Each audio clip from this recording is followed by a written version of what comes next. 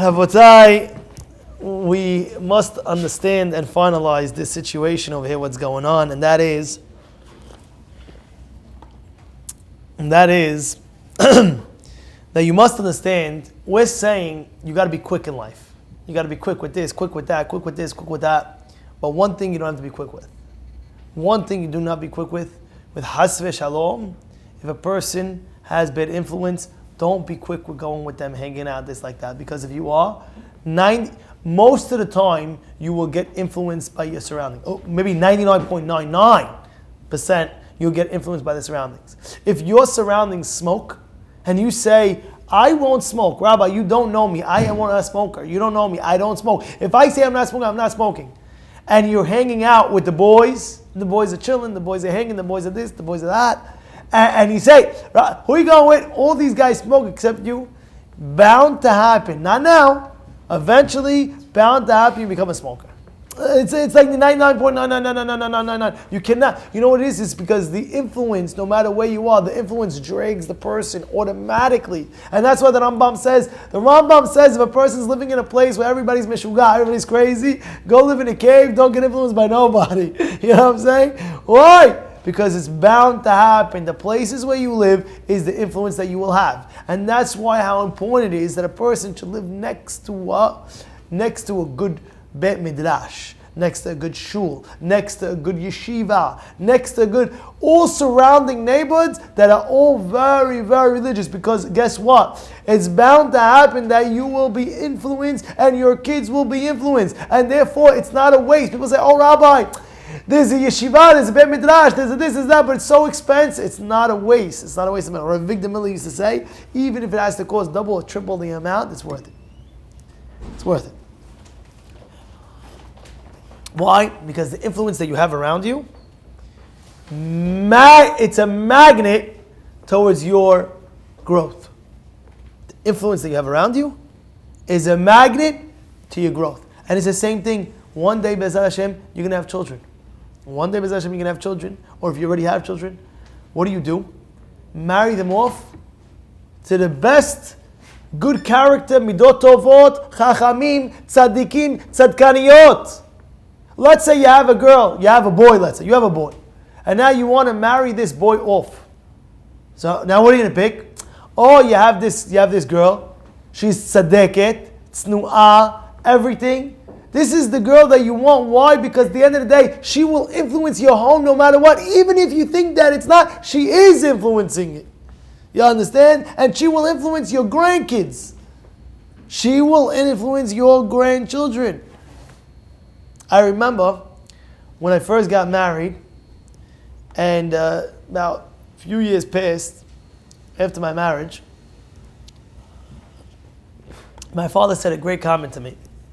And he said, very proud, he says, I could see you girls, how polite and sni'ut they are.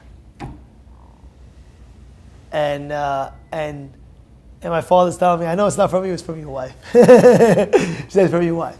So yeah, Dad, 100% right. At the end of the day, the Rebinson, she's there. Who is raising your kids, tell me? You're whatever you're doing all day long. And who is raising your kids?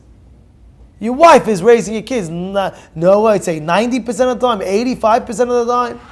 You're out wherever you are. And your wife is with the kids from the second they come home from school, the second they come home from camp, from let's say 3:30, 4 o'clock to 7 until you get home. So 3 hours they're with them and things like that. So you have to get that good wife that's going to raise your children in the best manner possible. And she's going to have the most influence on your own children. You realize how much influential your wife is to your children? You're not realizing that. That's why sometimes a person's getting married. Rabbi, isn't she beautiful, Rabbi? That's all you care about, just beautiful? You have to make sure she has everything else. Is she going to be the woman of your life that's want to raise the children or no? And by the way, it's a tough job raising children, but it's great. It's satisfaction and this, that. And it's tough because you have the child there, child there, breaking things, oh, I just got home. There was one rabbi, I saw you the Gemara, Amor Katan. Gemara Amor Katan says that one rabbi told his son, there's a very big rabbi that just came. Go to the rabbi, get a beracha from him. He goes to the rabbi says, Bezrat Hashem, a lot of things in your house should break. He comes back to his father, Dad, he didn't give me beracha, he gave me a curse. He said a lot of things in my house should break. He says, no, it's beracha. So what beracha? He says he's trying to say you should have many, many children. That's what he's saying. Things are going to break. You have many, many children. That's part of having many children. Things are going to break. Yeah, sometimes they're going to drive you off the wall. Sometimes, but that's part of the simha. Part of the happiness is saying, shtabach shemo. Now, anybody listening to this, the next time your child breaks something, you say, Baruch Hashem, shtabach shemo. Baruch Hashem, I have a kid. Imagine the person that doesn't have a kid. He wishes something could break in his house from his child. Wishes. He wishes that the pet, whatever it is, whatever he has, the delicate thing that happened from who knows what, Italy and the whole 9 yards, he wishes that they would break from a child. So next time your child, okay, it happens. What does the father do? You broke that, whacks him. What are you whacking the guy for? He's a little kid. What do you want from the guy? You know what I'm saying? Things happen. Okay. Swallow it, no problem. Very happy. You know? How many times my kids, they drip the milk, they have, the cereal in the milk. Oh, man, the cereal in the milk. You come home, I just got a burn from the cleaners, my suit, everything, 9 yards. The little kid is sitting down. Hey, Daddy, how are you? All right, I understand. I come home, my suit is clean, this, that. From behind me, my 2-year-old little kid, I don't know, from nowhere, hey, Dad, boom, grabs my leg, and her hands are all full of, I don't know what, playing in the mud, and my whole suit guy's crazy. Shabbat Shemon, this is the simha. This is the simha. This is the happiness. There's two ways of looking at it. It's happening anyway. You might as well take it and say, Baruch Hashem, I have kids. Shabbat Shemon, they broke something. Baruch Hashem, there's kaparas on this and not kapara on something else. Baruch Hashem, you have the kids to give you the kapara. I'm not joking. It's a real thing. And this is what he's telling you, Rabbi.